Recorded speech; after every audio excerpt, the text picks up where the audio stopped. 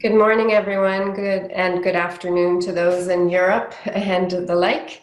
Welcome to our webinar, A New Post-COVID Economic Consensus for Latin America.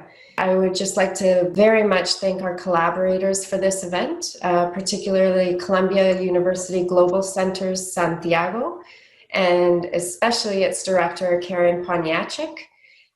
You can visit their website at globalcenters.columbia.edu/Santiago, as well as the ILAS at Columbia University, the Institute for Latin American Studies at Columbia University. Their website is ilas.columbia.edu.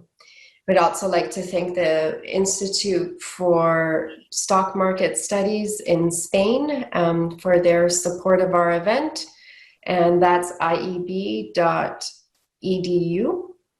And that center, Ramon Casilda is part of that center and is going to be with us here today.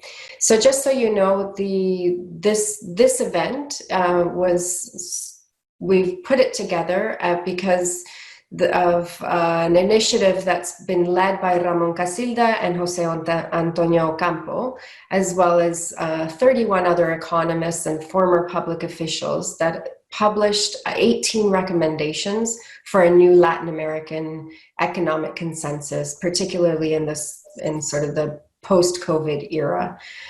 If you'd like to download those recommendations, we do recommend that you go to Iberoame, so IBEROAME.USAL.ES to download the recommendations. They are in Spanish and they will be hopefully translated very soon to English and Portuguese, but for right now you can visit that website and download the Spanish recommendations. So this webinar in particular, our hope is to examine with sort of the leaders of these recommendations to discuss the new policy paradigm and what that should look like. So with that, I'll introduce our speakers now. We have Ramon Casilda Bejar. He's professor at Latin American Studies Institute at the University of Alcalá, as well as professor at the Institute of Stock Exchange Studies in Spain.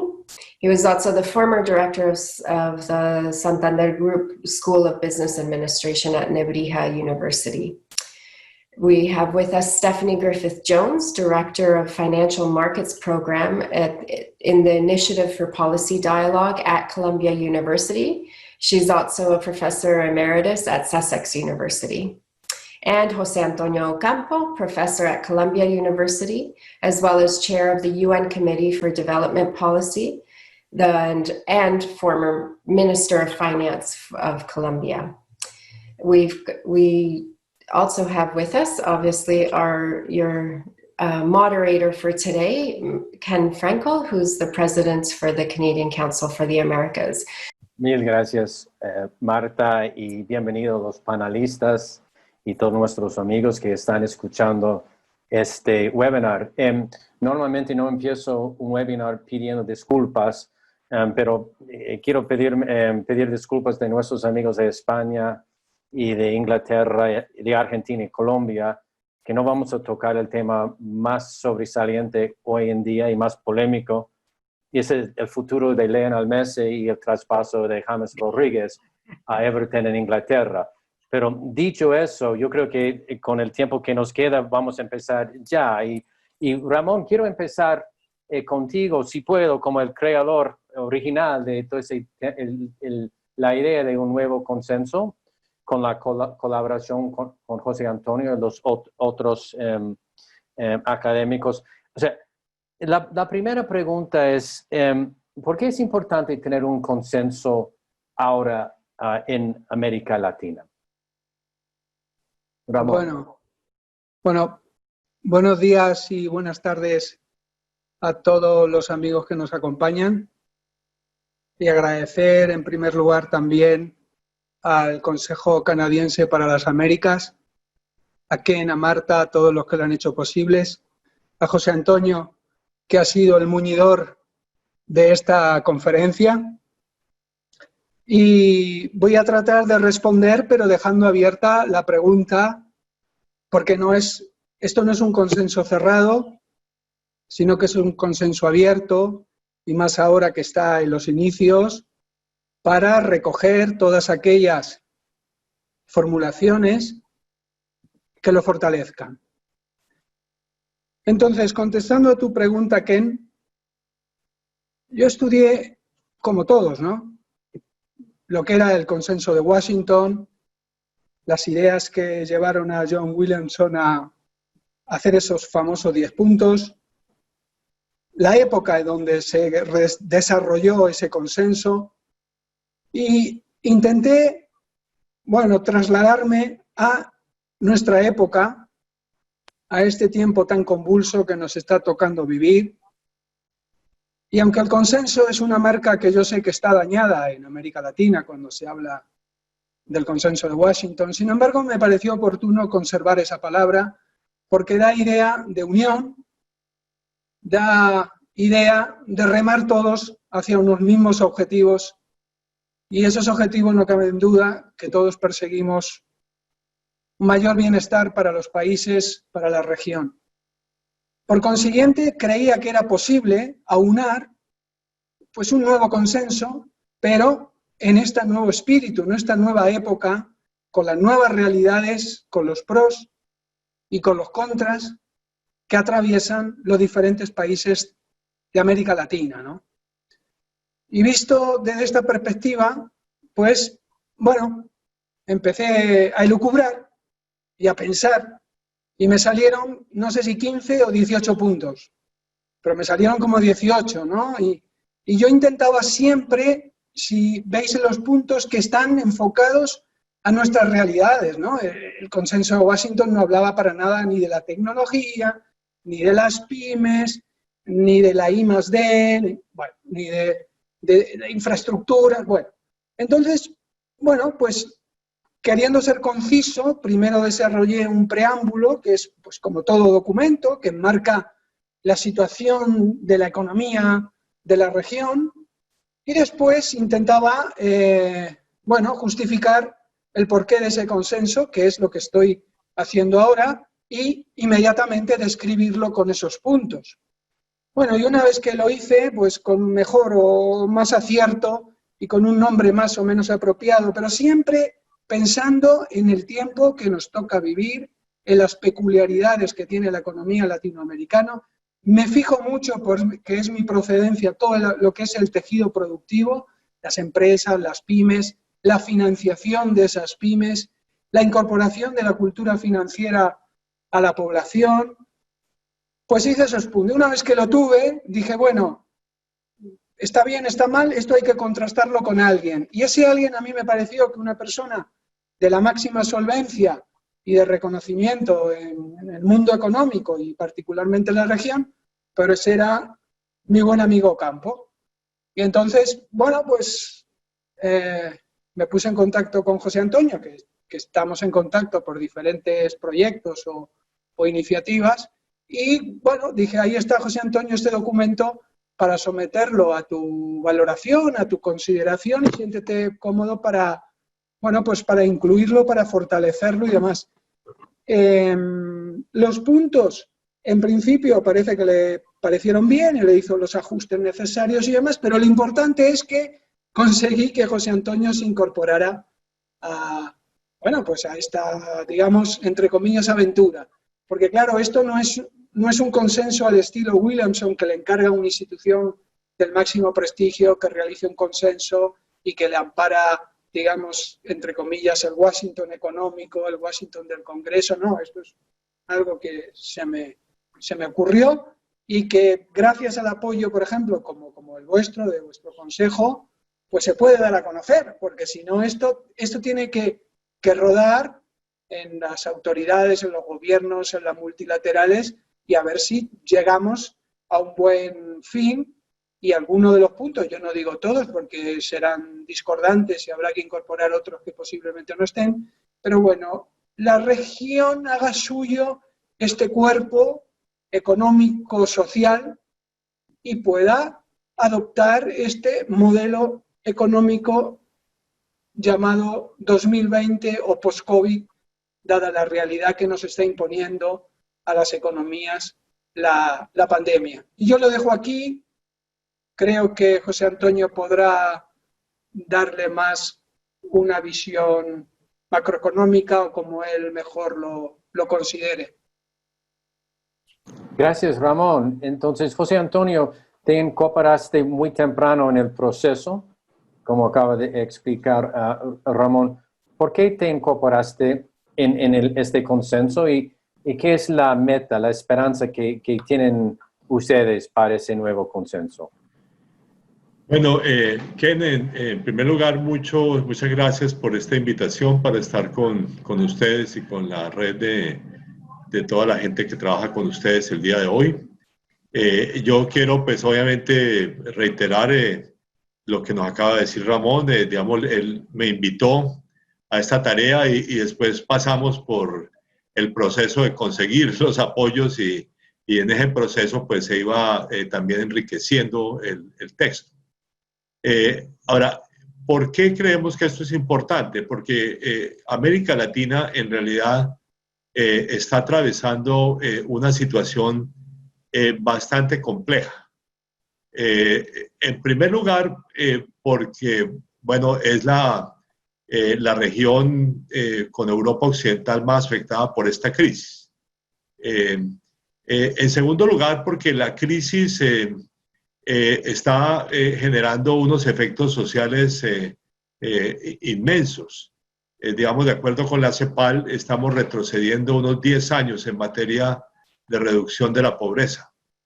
En tercer lugar, porque se da después de un periodo de crecimiento muy débil y un crecimiento de corto plazo, 5 años el quinquenio anterior a esta crisis, el peor quinquenio de la posguerra en América Latina, el peor quinquenio de los últimos 75 años, pero además el crecimiento económico desde la reforma de mercado, digamos desde el consenso de Washington, ha sido más o menos la mitad, es un 2.7% anual versus 5.5% que tuvimos entre 1950 y 1980 durante el periodo de la industrialización. Y quizás, por último, pero no menos importante, particularmente por las personas asociadas a ciencias políticas que nos acompañaron en esa tarea, porque también estamos atravesando un periodo de crisis democrática en varios países. Y por lo tanto, digamos, ese es un tema que es muy importante. Hay que recordar que América Latina, a partir de 1979, durante los años 80, se convirtió en la región del mundo en desarrollo con más regímenes democráticos. Eso era una de las fortalezas históricas nuestras. Bueno, en este contexto, digamos, se recogieron estas 18 recomendaciones formuladas por Ramón, por mi persona, por los distintos miembros de este grupo que nos fue apoyando en esta tarea. Y yo brevemente, y podemos ir después con más detalle, la resumiría en 5 temas. En primer lugar, el apoyo al desarrollo social y especialmente al combate a la desigualdad, que es el tema más importante, más grave de América Latina, digamos, sobre lo cual hay varias recomendaciones en la materia. En segundo lugar, sobre la necesidad, digamos, de hacer un salto en materia de desarrollo productivo, por este desempeño bastante débil del último lustro, pero también de los últimos 30 años. Y en lo cual pues hay también muchos elementos, pero uno que es muy importante a mi juicio es hacer un salto en investigación y desarrollo, que es un área en que América Latina se encuentra muy atrasada. De hecho, solamente un país, Brasil, tiene una inversión superior al 1% del Producto Interno Bruto. Tercero, mantener un buen comportamiento macroeconómico, que es quizá el aspecto más positivo que nos dejó el periodo del consenso de Washington. Aunque con 2 elementos un poco adicionales que nosotros resaltamos, ser mucho más activos previniendo crisis, que es un tema que no se ha hecho bien bajo el consenso de Washington, y además con un fortalecimiento de la tributación directa, que es esencial además para la equidad. En cuarto lugar, el apoyo a los acuerdos internacionales, entre ellos los Objetivos de Desarrollo Sostenible de las Naciones Unidas, pero ahí también nos introducimos en los temas ambientales internacionales en los que América Latina debe jugar un papel importante. En primer lugar, el combate al cambio climático, donde la tarea básica de América Latina es parar la desforestación, que es el principal fuente, digamos, de contribución de América Latina al cambio climático y la defensa del Amazonas en particular. Y en segundo lugar, la protección de la biodiversidad, que es muy importante porque América Latina tiene el mayor número de países megadiversos del mundo. Por lo tanto, ese es un tema muy importante. Y por último, pero obviamente no menos importante, la defensa de la democracia y los mecanismos de participación ciudadana, como la forma, digamos, como la tenemos que seguir insertando, desarrollándonos hacia el futuro, en cierto sentido retrocediendo, digamos, al gran éxito que teníamos de ser la región en desarrollo con el mayor número de regímenes democráticos en el mundo. Esa sería mi muy sucinta presentación inicial, Ken. Muchas gracias. Gracias, José Antonio. Estefanía, bienvenida. Pues antes de hacer el entierro del Washington Consensus, pues estamos llegando ahí. Hay unos puntos, o había puntos importantes en el Washington Consensus beneficiosos en sí, o cosas que todavía se puede salvar para ahora, o lo dejamos al lado y seguimos con otro nuevo rumbo. Pero antes que nada quería agradecer la gentil invitación del Canadian Council y del Centro de Columbia de Santiago. Un gusto estar aquí con ustedes y particularmente también la invitación de José Antonio Campo. Yo quería, un poco siguiendo la misma línea de José Antonio, quería decir que hubo elementos positivos en el consenso de Washington, como eran las buenas políticas, insistir en las buenas políticas macroeconómicas. Y creo que eso además ha sido un factor positivo para la región, aunque nosotros yo creo que discrepamos en este nuevo consenso latinoamericano un poco en cómo definimos eso. Por ejemplo, el consenso Washington y la visión ortodoxa de la economía enfatiza mucho los equilibrios, que son importantes, como controlar la inflación, el déficit fiscal, pero también, y lo considera como meta, mientras que yo creo que los economistas, si podemos llamarlos estructuralistas o heterodoxos, pensamos que también los objetivos de la macroeconomía deben ser más amplios, partiendo tal vez con el pleno empleo y un aumento de la producción, y también ahora un elemento muy nuevo que es la sustentabilidad ecológica, porque tenemos límites en el planeta. Entonces, yo creo que hay que pensar, hay que respetar lo que decía el consenso de Washington, pero también hay que poner las metas que son las principales y las que caracterizaron, por ejemplo, en todos los países en la posguerra, el consenso keynesiano que hubo en esa época, que era que la meta principal era maximizar el empleo. Y se llegó, de hecho, prácticamente en muchos países a casi el pleno empleo. Y eso yo creo que es muy importante, y lo de la sustentabilidad es clave porque el planeta tiene límites y no podemos ir más allá de eso. Entonces, yo creo que tenemos que pensar para América Latina en un nuevo modelo de desarrollo. Como decía José Antonio, el performance de la economía latinoamericana, particularmente en los últimos 5 años, pero en general, ha sido bastante pobre, mucho peor que cualquier otra región de países en desarrollo, y la caída de este año está proyectada a ser mucho peor que todas las regiones de los países en desarrollo y emergentes. Entonces, claramente necesitamos un modelo de desarrollo más dinámico, que nos lleve a un desarrollo más dinámico y además que sea más igualitario.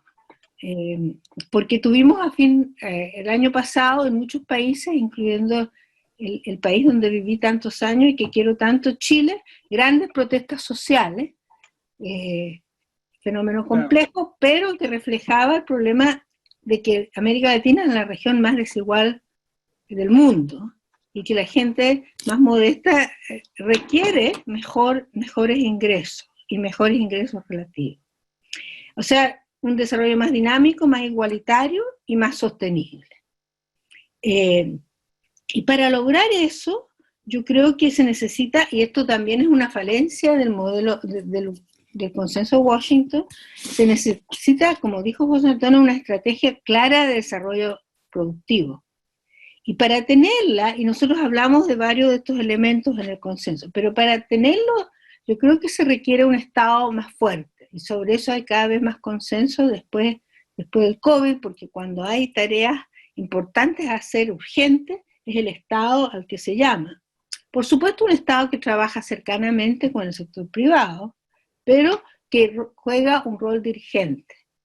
Y para hacerlo muy bien, yo creo que ese Estado necesita de instrumentos importantes, instrumentos de política económica, porque uno de los problemas del consenso Washington es que si uno deja todo el mercado y elimina, digamos, todos los instrumentos que tienen los gobiernos, se le dice, el gobierno dice yo quiero hacer tal cosa, pero no tiene cómo hacerlo. Entonces, un tema que yo he estudiado mucho, particularmente también con José Antonio, es, por ejemplo, la Banca Nacional de Desarrollo, que es un instrumento para que el gobierno, que puede captar incluso recursos privados, nacionales o internacionales, pero con bancos públicos, pueda canalizar recursos públicos y privados para la inversión en sectores estratégicos, para que estos sectores estratégicos puedan llevar justamente a un desarrollo más dinámico, igualitario y sostenible.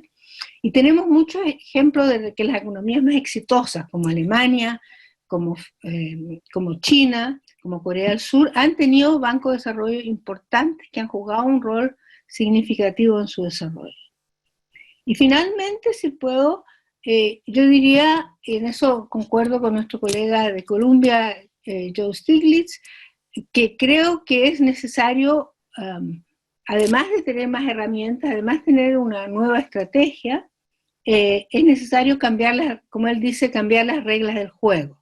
Es decir, fortalecer a los sindicatos y las organizaciones de trabajadores, a la vez que regular las empresas para evitar abuso, y particularmente regular las finanzas privadas que han creado tantos problemas, y regular también desde un punto de vista ecológico para facilitar que haya esta transformación rápida. Entonces yo creo que eso es bastante importante, que tener una estrategia de desarrollo productivo y a su vez cambiar las reglas del juego que están demasiado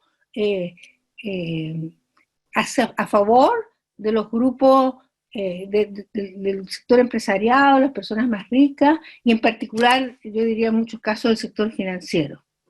Y tal vez una última y breve acotación. Yo creo que las 5 áreas que destacó José Antonio son sumamente importantes, pero yo agregaría una más que también está en el consenso, que es fortalecer la integración latinoamericana, porque muchos de los países latinoamericanos son chicos, relativamente mercados chicos, y el futuro está en las escalas económicas, las grandes escalas económicas, y con inversión conjunta, investigación conjunta, desarrollo tecnológico en forma conjunta, como lo ha hecho Europa. Como lo ha hecho Europa, que en particular en las primeras décadas en la Unión Europea llegó a un desarrollo muy rápido. Así que esas son unas primeras ideas. Mil gracias, Estefanía. Bueno, entonces ya hicimos el conversatorio sobre el Washington Consensus. Ya estamos entrando los 18 puntos y los 5 sobresalientes, según José Antonio. Yo creo que los otros 2 están de acuerdo. Entonces, Ramón, la pregunta que tengo es que, ¿cómo poner en operación las ideas que tienen los 18 puntos? ¿Hay unas políticas concretas que tienen en mente o que tenían en mente cuando escribieron el consenso? ¿Cómo? O sea, las ideas suenan muy buenas, pero ¿cómo Claro. ponen en operación? ¿Pueden hablar de eso a cualquier de los 18 puntos o mejor, si entiendo bien, los 5 más importantes según José Antonio? Y me imagino estás de acuerdo con los Sí. 5 puntos también. Bueno, Ramón.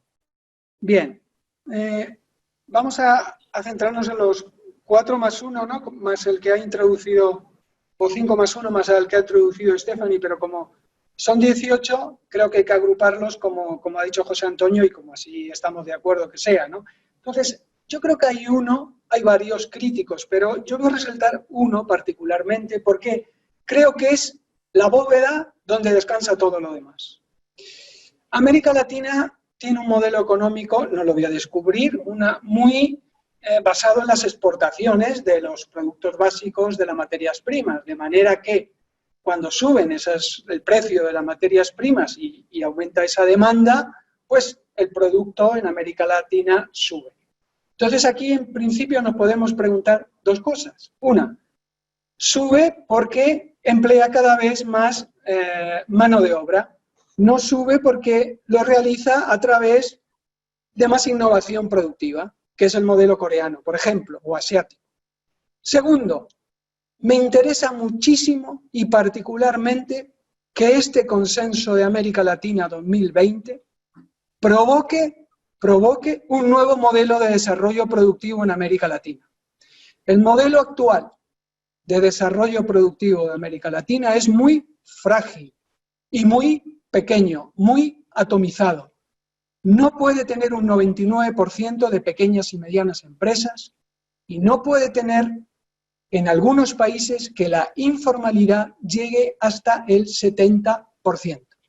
Con ese aparato productivo, en la llamada cuarta revolución industrial y, como decía Stephanie, en una globalización que va a cambiar pero no se va a detener, no se puede competir. Y entonces no puede ser que América Latina pare su reloj y continúe con el mismo modelo de desarrollo económico basado en la producción de productos básicos y en la exportación, y dependiendo del ciclo de esos productos de demanda y de precios. Si América Latina quiere incorporarse a esta nueva, digamos, cuarta revolución industrial o la nueva era que va a inaugurar la COVID, que va a ser muy basada en la innovación, en la tecnología, en los procesos, en la digitalización, tiene que conseguir otro sistema productivo, otra estructura empresarial. Y como digo, tiene que transformarla y para esto es altamente importante todo lo que sea educación. No nos olvidemos que todo lo que sea tecnología y todo lo que es innovación requiere una gran formación. Por lo tanto, con este sistema productivo, creo que América Latina, por eso yo he puesto 5 puntos sobre este tema, creo que América Latina perdería el tren de esta nueva modernidad, de esta nueva era industrial. Ahora, soy muy consciente que un sistema productivo, y depende de cada país, no se cambia de la noche a la mañana. Por eso tiene que haber un consenso básico, independientemente de los colores políticos, para ponerse de acuerdo en ese modelo productivo, para fortalecer las pymes, las micropymes y, por supuesto, las grandes empresas o llamadas multilatinas.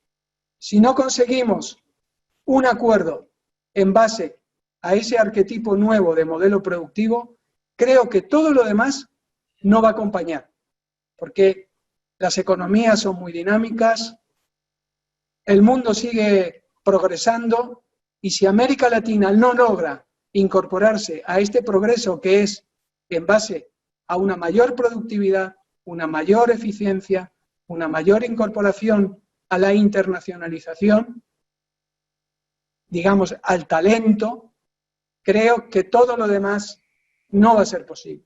No vamos a crear un estado de bienestar sólido, que fortalecido, procure esas dinámicas sociales esa igualdad, esa redistribución de la renta, esa mayor progresión fiscal que haga posible unos mejores servicios públicos, unas mejores infraestructuras y, vuelvo a incidir, y una mejor educación desde la base. Sin esto, y esto también creo que merece una cooperación mayor entre la iniciativa pública y privada, es decir, Estado-mercado. Y más ahora que se ha demostrado que con las crisis el mercado necesita de un potente Estado y unas herramientas, como por ejemplo se está demostrando con la crisis, que sin el Estado no podrían subsistir o por lo menos aguantar este periodo de crisis al mercado. Así que pienso que es necesario llegar en principio a este consenso en torno a estos puntos de modelo productivo para seguir avanzando en los demás y no al revés, ponernos de acuerdo en los demás sin recordar quién crea la riqueza y cómo se va a distribuir. Gracias, Ramón. José Antonio, ¿qué políticas, igual, la misma pregunta, qué políticas concretas pueden proponer o qué propone, por ejemplo, para poner en operación por lo menos los cinco puntos más sobresalientes del Consejo?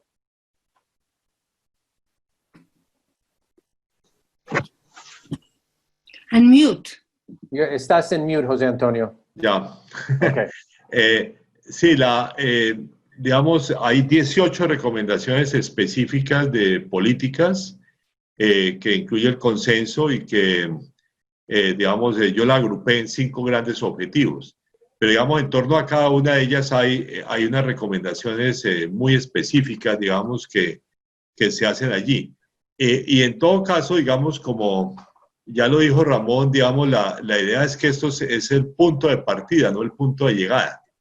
O sea, que ese sirve para que incluso los procesos internos como de los países, los procesos democráticos de los países, sirvan para enriquecer, digamos, la toma de decisiones de distinta manera, digamos, como, digamos, tiene que hacerse en cada contexto. Digamos, por ejemplo, digamos, ahora hay muchos procesos importantes en curso. Veamos aquí para comenzar el país de donde es nuestra querida Stephanie, Chile, que va a tener su...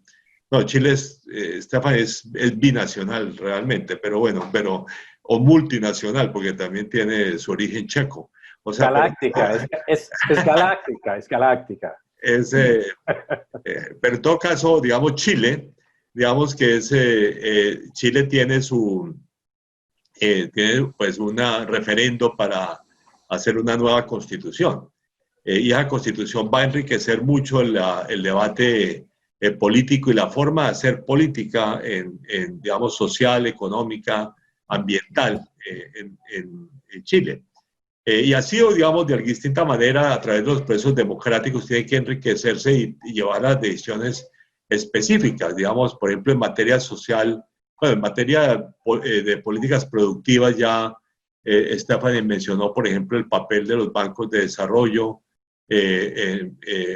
Ramón mencionó el tema de la investigación y desarrollo y la importancia digamos, de que América Latina realmente se ponga en la punta en materia tecnológica y ese sea un puntal, digamos, de su modelo productivo hacia adelante. Bueno, pero en materia social, por ejemplo, allá hay recomendaciones muy específicas en materia de educación, en materia de salud, en materia, digamos, de apoyo a la equidad de género, a la equidad étnica, digamos, en América Latina. En fin, hay temas, digamos, tema por tema, hay unas recomendaciones. Y yo también agregaría, como también lo resaltó Stephanie, el tema ambiental. El tema ambiental, digamos, de que América Latina realmente sea uno de las regiones líderes en algunos de esos temas.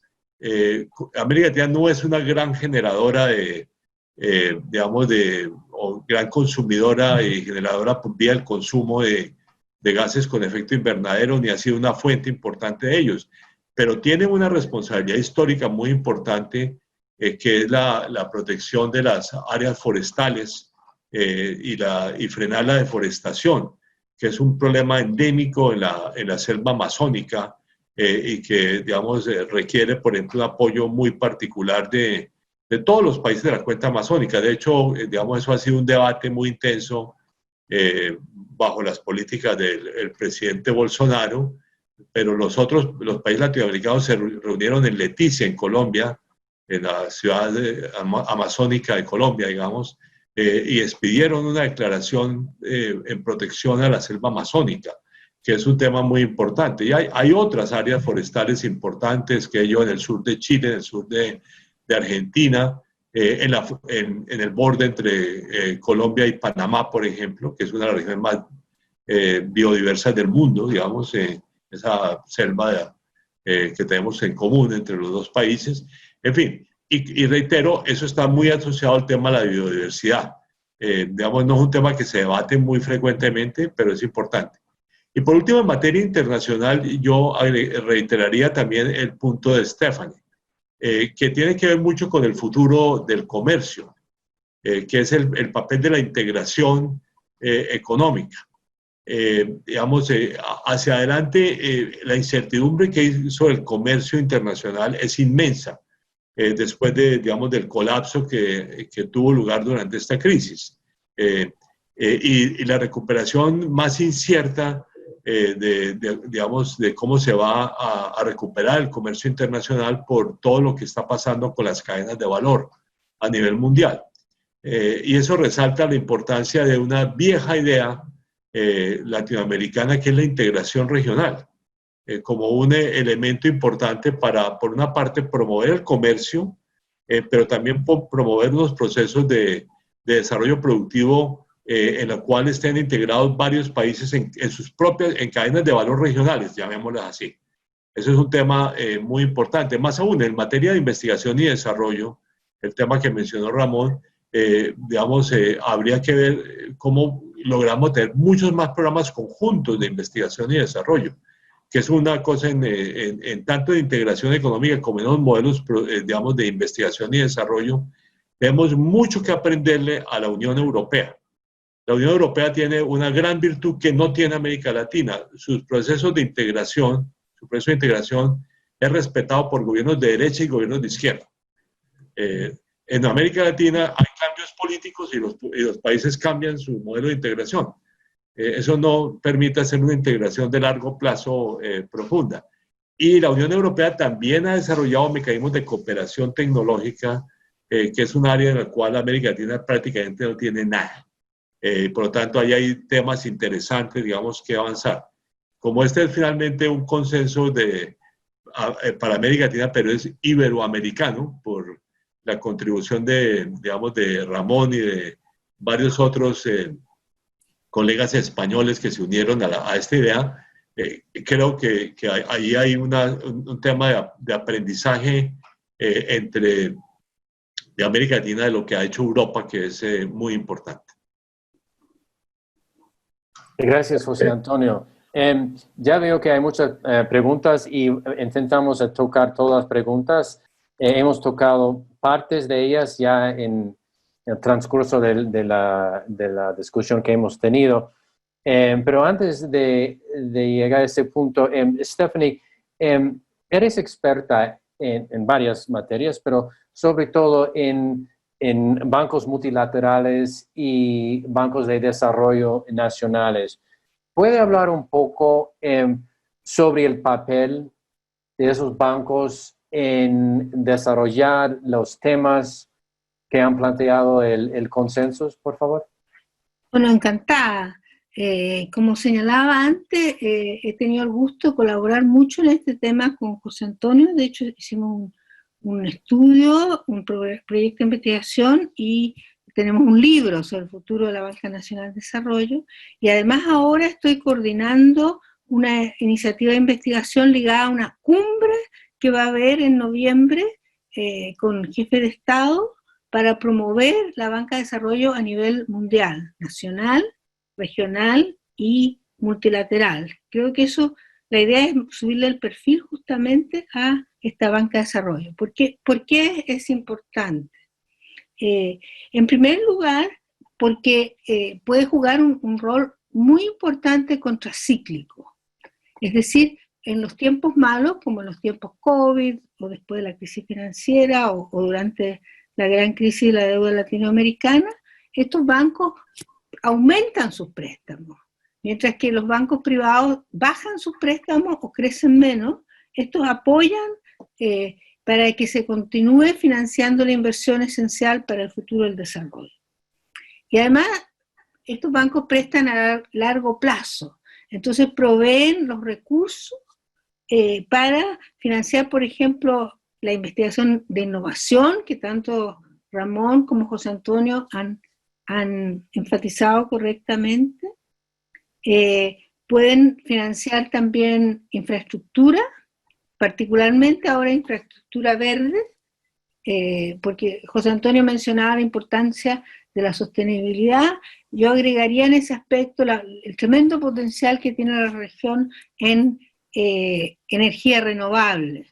Entonces, se puede hacer eso con recursos solamente privados, pero, por ejemplo, la experiencia alemana, la experiencia china nos muestra que los bancos de desarrollo pueden jugar un rol muy importante en catalizar eso, sobre todo cuando la inversión privada todavía es tímida, por el miedo a la incertidumbre, y también tienen un rol muy importante en las políticas de inclusión, o sea, en el apoyo en crédito a las pymes, en el apoyo a las regiones más atrasadas, y en el apoyo a sectores específicos. Entonces, la banca de desarrollo, que sería como una especie, digamos, de sistema financiero mixto, más como era el sistema después de la Segunda Guerra Mundial, más equilibrado, diría yo. Tendríamos, por supuesto, banca privada, con la cual los bancos de desarrollo colaboran, pero también tenemos una banca de desarrollo pública. Y yo creo que es muy importante, como señalaba al comienzo, como instrumento de las políticas económicas. O sea, normalmente estos bancos de desarrollo trabajan muy cercanamente con los gobiernos para diseñar las políticas, aunque son independientes, y trabajan muy cercanos con el sector privado, con las empresas, y también con el sector financiero privado, para poder entregar y canalizar los recursos a los sectores más estratégicos y de mayor impacto en el crecimiento de la productividad, de la competitividad, y en tratar de entregar, por ejemplo, proyectos en el área sustentable. Y también me preguntabas, Ken, por la banca multilateral de desarrollo, y como ha señalado muy bien en otros foros José Antonio, y se ha discutido a nivel iberoamericano, sería muy importante aumentar el capital de la banca de desarrollo, particularmente para nuestra región, el Banco Interamericano de Desarrollo, el BID, y la CAF, porque eso, como señalaba José Antonio, en un trabajo reciente, después de la crisis financiera del 2007-2009, se aumentaron los capitales de estos bancos en forma significativa, y eso ayudó a la recuperación de los países emergentes y más pobres. Pero ese compromiso no ha estado presente. Solo pocos países como España han estado planteando, por ejemplo, a nivel europeo, que debe haber esa expansión. Y eso sería muy clave para poder ayudar a mantener la inversión, para canalizarla a sectores clave. Lo que ellos hacen, en general, es muy positivo, pero la escala no es suficiente. Entonces hay ahí un problema de cómo se logra incentivar eso. Yo no sé si hay tiempo, quería agregar tal vez otra herramienta, porque la pregunta inicial era de herramientas. Uno es, como señalaba José Antonio, las herramientas de control de política macroeconómica para evitar lo que se llama en inglés boom bust, el auge y las caídas, que ha sido tan la volatilidad macroeconómica y de los flujos capitales. Y para eso no solo hay que seguir políticas monetarias y fiscales contracíclicas, pero también pensar en los controles de cambio, control de capitales, para evitar excesos de ingresos de capitales en los tiempos buenos, eufóricos, y para evitar que los capitales se retiren en forma tan masiva. Entonces, creo que ese tipo de herramientas ya más específicas también son importantes porque pueden proveer, en este caso, un tipo de cambio más estable, porque estamos hablando de diversificar exportaciones, de lograr exportaciones con mayor valor agregado, y para eso se necesitan tipos de cambio competitivos. Y el control de capitales es una herramienta para eso. También eso es una lección importante para aprender de los países asiáticos, que se han caracterizado por tener tipo de cambio más competitivos, que les ha facilitado esta diversificación industrial y esa capacidad de exportar productos con mayor valor agregado. Gracias, Estefanía. Bueno, tengo varias preguntas, o tenemos varias preguntas, entonces vamos a empezar con ellas.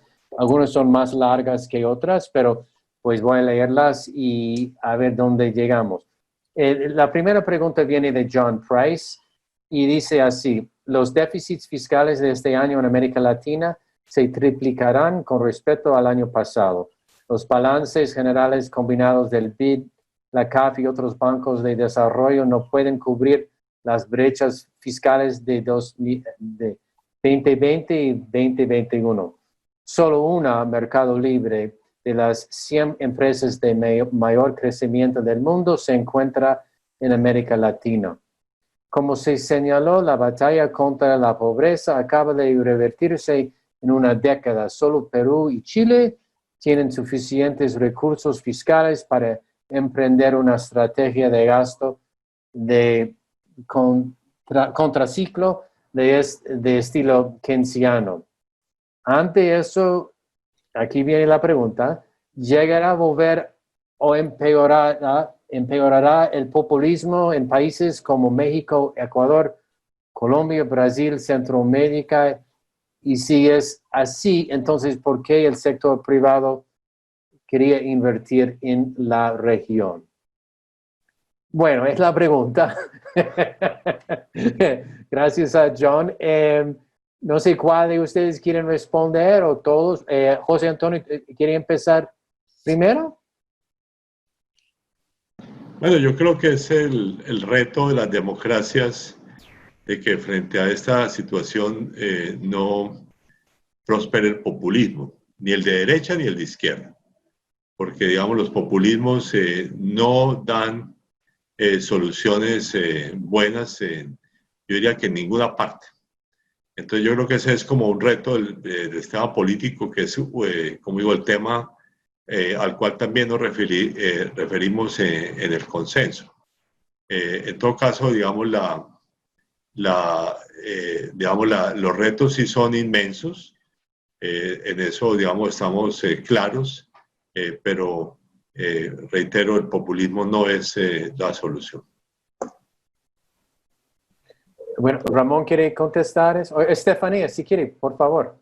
No, yo estoy totalmente de acuerdo con José Antonio, en particular que los retos son inmensos y, por ejemplo, los países desarrollados han aumentado dramáticamente sus déficits fiscales. El Fondo Monetario estima que van a llegar a más o menos al 16% del PIB, de déficit fiscal de los países desarrollados. Nosotros no tenemos el mismo espacio fiscal porque no imprimimos las monedas internacionales, pero cuando la persona que pregunta dice que el sector privado no le gusta el populismo, pero al sector privado tampoco le gusta que no haya crecimiento, que haya desempleo. Entonces, digamos, es difícil satisfacer siempre al sector privado, porque si queremos tener crecimiento, si queremos priorizar el crecimiento en este tiempo difícil, hay que expandir el gasto público. Eso yo creo que está claro. Pero por supuesto hay que hacerlo de una manera razonable, prudente y bien canalizada también a la inversión y a la vez financiada, yo creo, por un aumento de impuestos. Por ejemplo, el Foro de Desarrollo Sostenible chileno, donde yo pertenezco, un grupo de economistas de centro izquierda, pensamos que la tributación en Chile podría aumentar hasta 5% del PIB y con eso se podría financiar un gasto público más alto.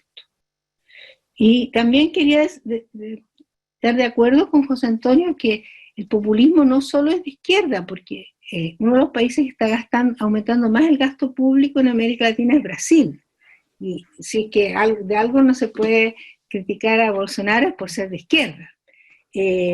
Entonces él está haciendo claramente un populismo de derecha, y paradojalmente México, que tiene, se supone, un gobierno progresista, más de izquierda, no ha aumentado el gasto fiscal, y por lo tanto no ha aumentado el crecimiento, incluso antes del COVID.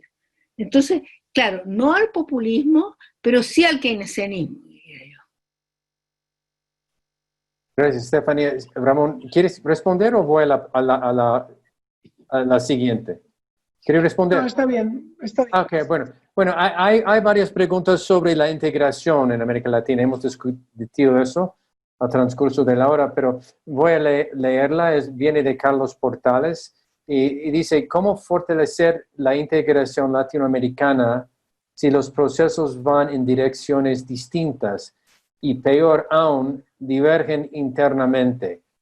Y, por ejemplo, dicen, en el Mercosur están economías que divergen. Brasil tratándose de abrirse. Argentina cerradísimo por varios años. Uruguay desesperado por nuevos mercados y le dificulta el arancel externo común teórico del bloque. La Alianza del Pacífico, que miraba hacia el mundo abierta, se llegó a un estancamiento de esta dimensión cuando Colombia no aceptó la apertura hacia Nueva Zelanda, Australia y no se acercó al CPTPP. México, por su parte, refuerza su pertenencia básica al mercado norteamericano. Bueno, esa es la pregunta anciana de integración América Latina. Ramón, por favor. Sí. Sí, yo voy a comentar, aunque sea parcialmente, a lo mejor la respuesta, pero bueno, en Europa hubo una explosión, ¿no? Cuando se firmó el acuerdo después de 20 años, ¿no? UE-Mercosur, que todavía no ha sido ratificado por todos los gobiernos, pero bueno, está firmado, ¿no? Y vienen noticias, como dice nuestro amigo en su pregunta, que bueno, que hay discordancias en los mismos acuerdos, ¿no? El mismo Mercosur entre Argentina, entre Brasil, incluso creo que Argentina en alguna ocasión ha dicho que quería retirarse de Mercosur. Por lo cual, desde Europa, viendo el lente de Europa, el proceso de integración latinoamericano no se ve que avance como una locomotora común, como así tenía que ser, ¿no? En los mismos Mercosur, Alianza del Pacífico. Y yo recuerdo cuando José Antonio al principio mencionó que anteriormente hubo un lustro glorioso, 2004, 2009 o 2011, cuando el boom de las materias primas, que fue en América Latina cuando las multilatinas se expandieron más por la región. Y yo observé que a través de los proyectos comunes que tenían esas empresas en los diferentes países, estaban provocando más procesos de integración reales por esos proyectos de infraestructuras, de vías, de comunicaciones, que los mismos proyectos que estaban ahí latentes de hace 50 años, pero que no se movían, que no arrancaban, ¿no?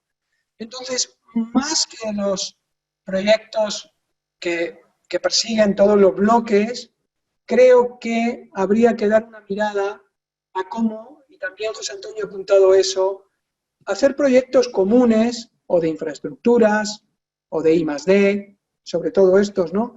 Para que esos procesos de integración sean reales y provoquen estos acontecimientos que los sueldan.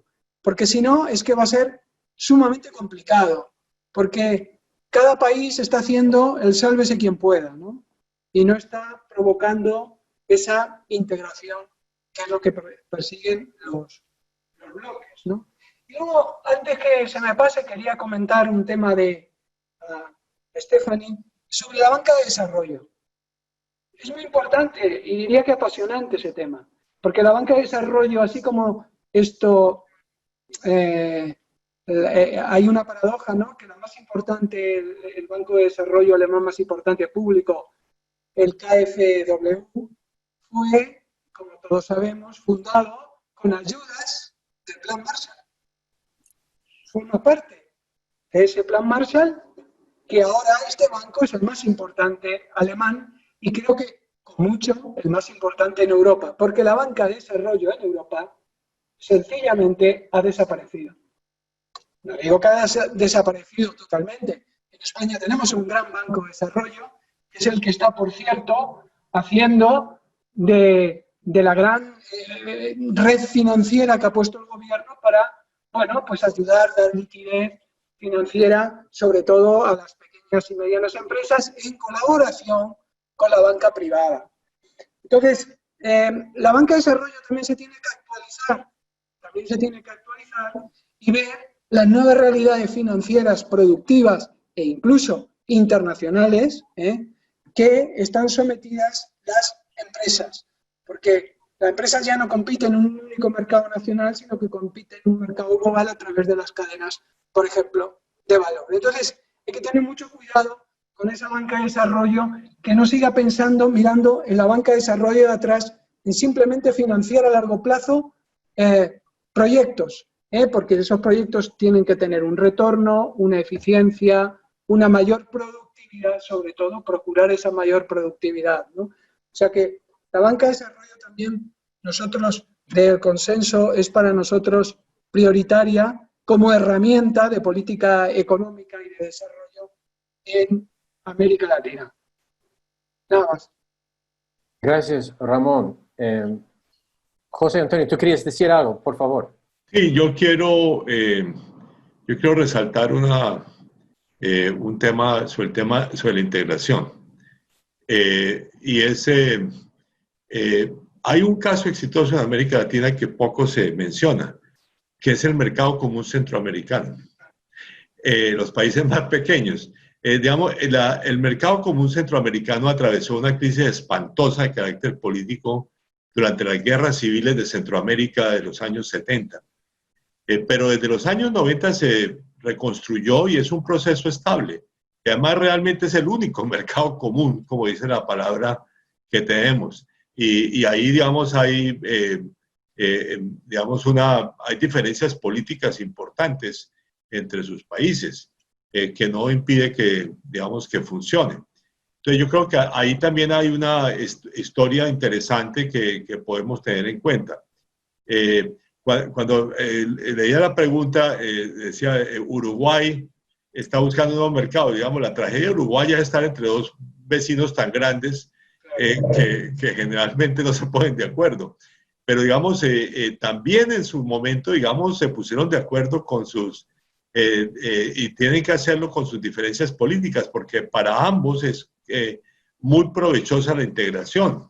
Y Uruguay, obviamente, es un ganador potencial enorme, como es Paraguay, que es otro miembro de ese proceso, para poder, prosperar en materia de comercio. De hecho, en algún momento Uruguay exportaba más de la mitad de sus exportaciones, ya sea a Brasil o Argentina. Y mal que bien en la comunidad indígena hay casos exitosos. Por ejemplo, Bolivia le ha jugado bien a la integración bajo Evo Morales, a diferencia de algún otro gobierno afín, digamos, a las ideas de Evo Morales, que rompió con la comunidad andina. Pero, digamos, y Bolivia, digamos, tiene un comercio, nuevamente, el comercio entre los 4 miembros de la comunidad andina que siguen funcionando, Colombia, Ecuador, Perú y Bolivia, es un comercio que, digamos, está bastante integrado y liberalizado internamente, aunque hay diferencias muy profundas sobre la forma de sus relaciones económicas con terceros países, digamos. Ese es un tema que no es, pero, digamos, entre ellos, digamos, hay un comercio que funciona bastante bien, digamos, qué sé yo, por ejemplo, Colombia, o más bien Bolivia es un gran exportador de soya a Colombia. Lo ha sido pues ya por 30 años, digamos, y no es un proceso que, digamos, que tenga visos digamos, de que se va a restringir. Gracias, José Antonio. Y ya llegamos al fin de una hora. Si los panelistas pueden quedarse unos minuticos más, intentamos responder a unas preguntitas, no todos. Sí, y no quiero abusar del tiempo. Sí, Ramón, por favor. Un minuto nada más, porque me viene muy bien el gancho de la respuesta de José Antonio. Quiero decir que estoy totalmente de acuerdo que el que mejor funciona es el mercado centroamericano, y aquí hay una clave, creo, hay un proyecto que es emblemático y que ilustra lo que antes había comentado. Es el CIEPAC.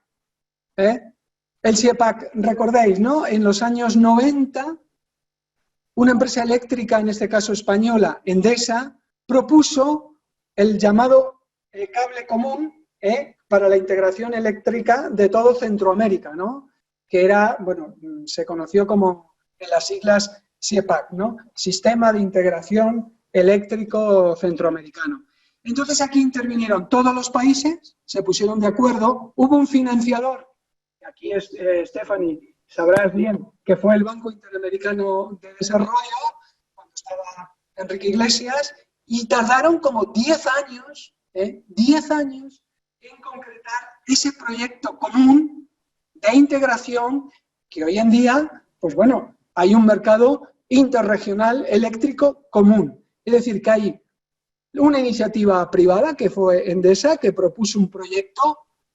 Hay un financiador, que fue un banco multilateral de desarrollo, el BID, y hay una asistencia técnica también por parte del BID y por parte de la empresa. Y hay una realidad, hoy en día, que es esta interconexión eléctrica en toda Centroamérica. Es decir, que se pueden hacer proyectos público-privados con financiación multilateral que además den mayor productividad, mayor beneficio a todos estos países y fortalezcan este proceso de integración, ¿verdad?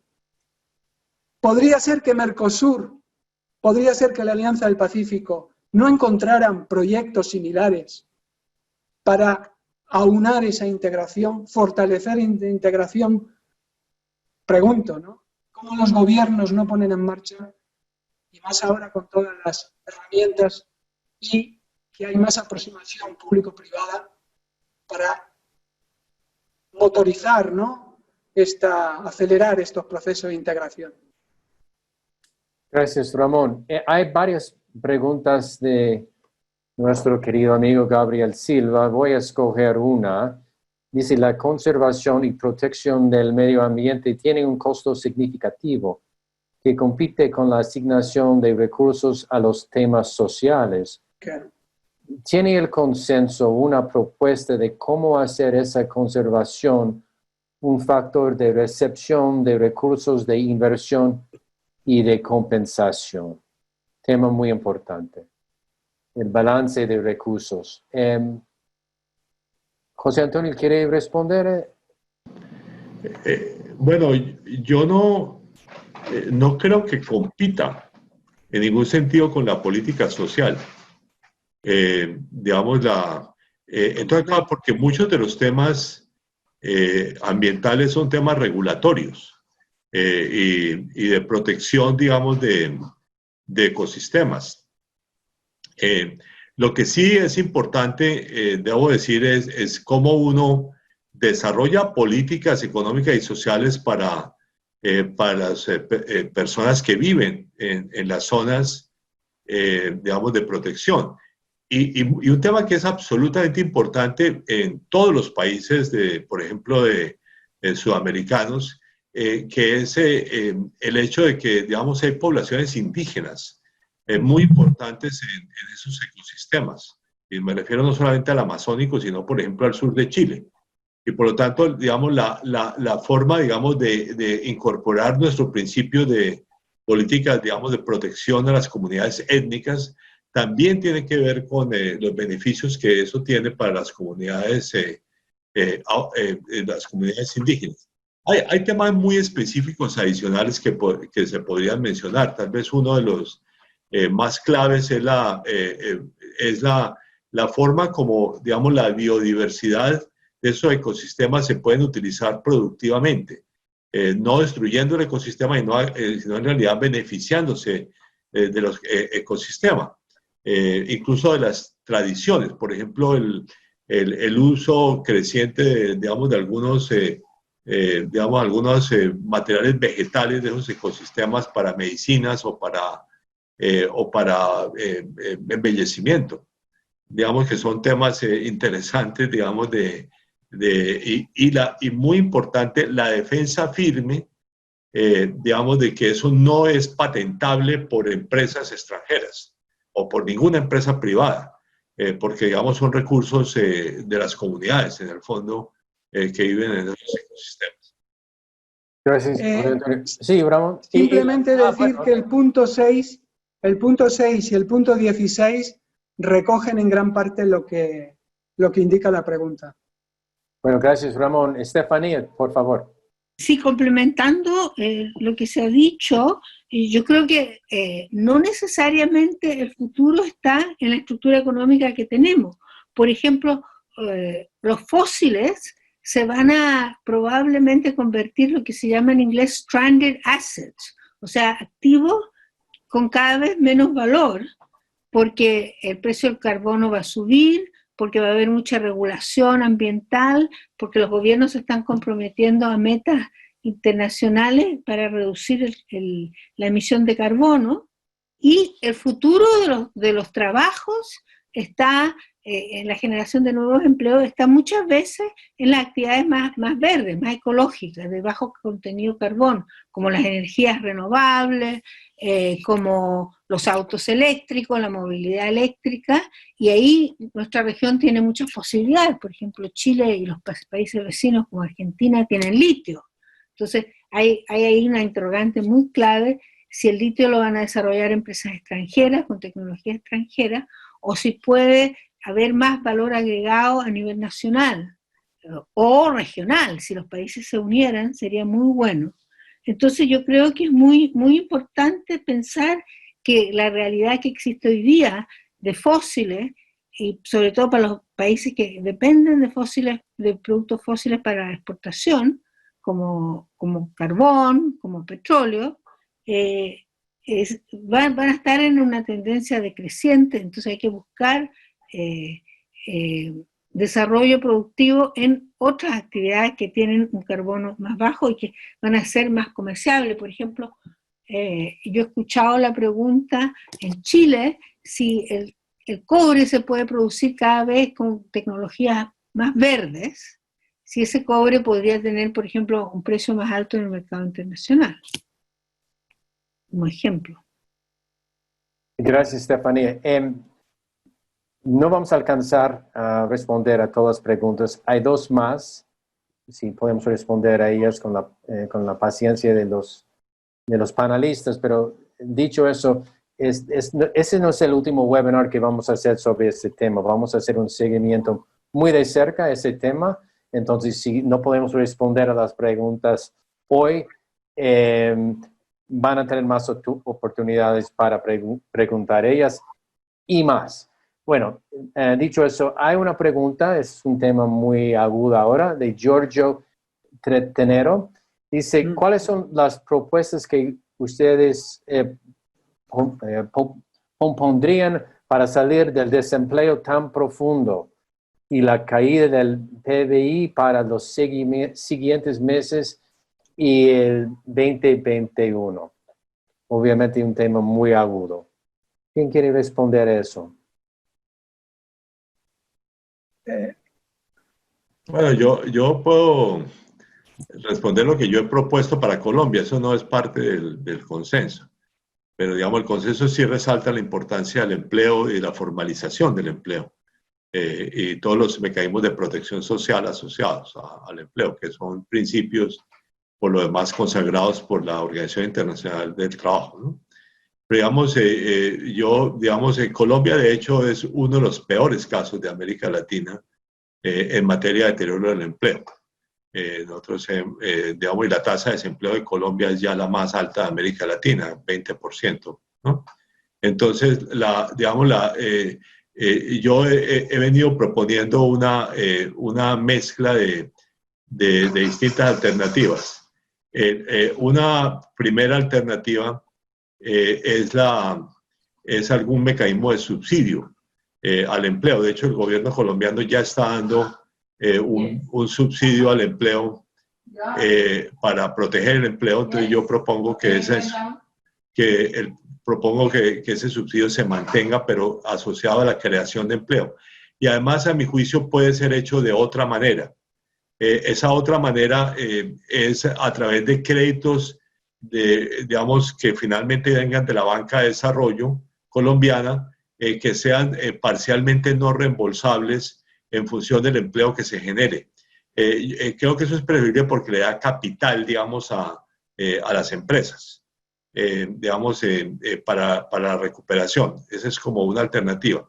Y lo otro que hemos propuesto es un mecanismo de programas especiales de empleo, programas de emergencia, que de hecho es un mecanismo que se utilizó en Chile durante la crisis de los años 80 y después se utilizó también en Colombia en los años 90. Digamos, se puede uno hacer unos planes específicos que además de estar orientados muy específicamente a uno de los grupos más afectados que son las mujeres, que son las que tienen la tasa de empleo. Para las mujeres no sirve mucho, por ejemplo, los programas de infraestructura. Entonces hay que hacer más bien como programas de apoyo comunitario u otro en que se emplee preferencialmente las mujeres. Esas son algunas de las ideas que yo he propuesto para el debate colombiano. Bueno, gracias, José Antonio. Yo creo que cerramos con esa pregunta. No sé si Ramón o Estefanía tiene algo que decir. Última palabra, Estefanía, por favor. Solamente para apoyar lo que decía José Antonio con la experiencia europea, porque en países europeos, incluyendo Gran Bretaña, pero particularmente Alemania y Francia, había un subsidio al empleo muy elevado. O sea, se le paga a las empresas hasta 80% de los gobiernos o los bancos de desarrollo o garantías de los bancos de desarrollo para que mantengan a sus trabajadores. Y de hecho, en Alemania y en Francia acaban de renovar eso por 2 años más, por 2 años más. Creo que eso es bien interesante porque los alemanes han tomado una posición totalmente distinta después de la crisis del COVID, una política fiscal súper expansiva y muy orientada a mantener los empleos, que creo que es muy importante. Entonces lo que señalaba José Antonio como una experiencia colombiana me parece súper importante. Y creo que en países como Chile ha sido mucho más limitado, y por eso también han habido muchos problemas. Porque es muy clave mantener las empresas que tienen futuro y mantener los trabajos que también son sustentables, porque si no se destruye mucha capacidad productiva, pero también capacidad humana. Gracias, Estefanía. Sí. Ramón, tiene la última palabra, Ramón. Bueno, no quería tener la última palabra, por supuesto. Pues tenías la primera, entonces mejor, ¿no? Sí, hay una simetría en todo eso, ¿no? Sí, pero bueno, por complementar lo que ha dicho Stephanie, en España, Europa ha cogido una postura común. Es verdad que Alemania ha dejado de ser la política de austeridad y en España también se ha hecho un programa similar al alemán, al francés, como no podía ser de otra manera, donde el 80%, como decía, de los créditos habilitados en 200.000 millones de euros los soporta el Estado a través de los avales que concede el Instituto de Crédito Oficial, es decir, el banco público. El otro 20% lo soporta la banca privada, que es a través de quien se proporcionan estos créditos, especialmente a las pequeñas y medianas empresas, como no podía ser de otra manera, y a los autónomos, a los llamados trabajadores autónomos, cuyo fin es el mismo, no destruir empleo, mantener la demanda para que bueno, el PIB no caiga como, a pesar de todo, como todos sabemos, ha caído y en gran intensidad. Gracias, Ramón. Gracias a Ramón, José Antonio y Estefanía. Gracias a nuestra intérprete, Gloria Mejía, y a todos los oyentes.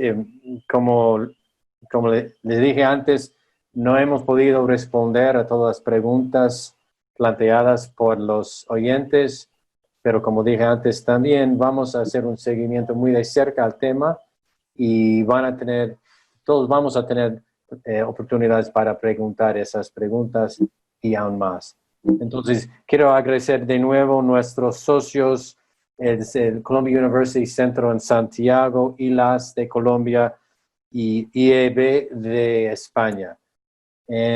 Pues en nombre del Consejo Canadiense por las Américas, les agradezco a todos. Buenas tardes y buenas noches para algunos y hasta pronto. Mil gracias. Adiós. Gracias. Muchas gracias a ti. Gracias. Adiós. Gracias por todo. Gracias.